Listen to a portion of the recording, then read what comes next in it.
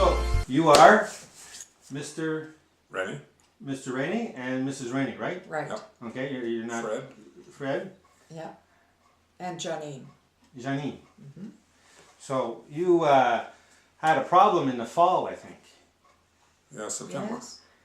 Yeah, Yeah, and you had a problem with your boiler. that's right. And it was I guess the ignition didn't work because I couldn't get any heat. Okay, Thermostat didn't help at all. okay. And I called you in. And you came immediately. I came immediately. Yeah, and you fixed it You were surprised? the same day. It was fixed the same day, I think. Yeah. But then I had you back about 30 days later, I think it was, because there was a flame out. The pilot went out. Yeah. And I panicked because I had all that good job done in September, and then a month later, And it just turned out that it was the wind that actually turned off the pilot. So just hot. that's good. Yeah. So you had a few problems on your boiler when I got here. Yes, I'm trying to think back what the problem. You found the problems. I was just wanting to come and get it ready for the winter. Yes. And if I remember correctly, you kept having to empty a bucket every single day. Oh, yes, remember that? Yes, yes. Well, that's been a long time, I guess, because it was usually overflow. I don't know why it overflowed, but I kept putting the bucket there because it was able to pick it up and take it away and dump it. Yeah, because I think initially it was going on the floor and your floor was going bad. Yeah, the floor was concrete. Well, that's before I bought the house. It was there when I came, so I guess it was not working well even then. And you've been here for how long now?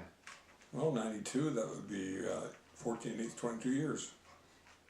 22 years. Yeah.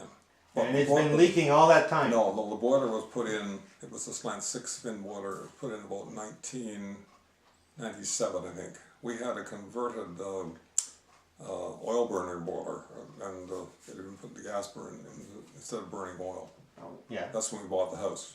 I had Okay. that in it, and it was probably from the beginning, because it was built in 57, so maybe we kept using it all the time. Yeah. Anyway, we bought this nice slant 6. Yes. Very nice heat. Yes. Dependable. Dependable. They really helped me out, aren't they? No, but you know, Yeah. people are going to want to know your story a little bit, because what they're going to do is turn around and say, well, they're going to see whether or not they relate to your story, to see whether or not anything in their story is the same, you see? Right. And Well, I like to have something that's dependable, and therefore you can rely upon it. You don't have to worry about, well, is it going to turn on today or tonight or tomorrow, or what's going to happen to it? Can I go away and leave it? Is it going to function when I'm not around? And it's a dependable boiler. yeah. And dependable service. Okay. Because when I phoned you about a month after the flame had gone out, you were here in 15 minutes. I'm Yes. wondering why. 6:30 in the morning or something, or 7 o'clock in the morning, somewhere around there. Yeah. Yeah. And then today, you were Yeah, it was available on a today. Sunday or a Saturday or something. You just Yeah. went on the weekend. Yeah. And then today when I phoned you, you said, just come in and finish my accounts or something, and you were here. Yeah. Yeah. Because I have a new new administrative assistant. Oh. Yes, you want to have the you fancy can leave name. the office, eh? I can now leave the office. Yes, exactly. This is so wonderful for me.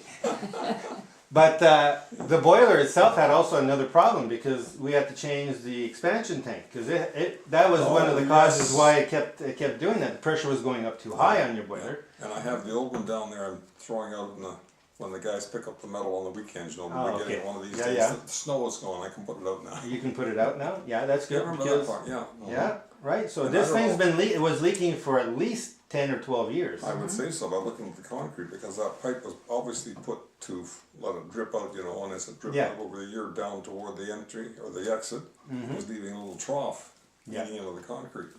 And I just assumed it was normal. And a guy actually, before you were on the scene, Yes. Well, we had them replacing thermocouples Yeah, almost yeah. every year. yeah. Yeah. So And they never technicians said were that, in. that thing was useless or what's the reason. We're ignorant of these things. That's not my profession. That's why I rely on you. Yeah. So when I came in, I said, "Well, what's the problem with this? Why are you taking this water and putting it down? Why is it leaking to begin with?" I never thought to ask that question of myself. No. And if I remember correctly, when you showed me all your back bills, they all said that you should be changing that piece because it was leaking, but nobody actually told you to change it. You see, I assumed that it was probably the water overflow, you know. You have Yeah. to have the way water out if it's boiling too much.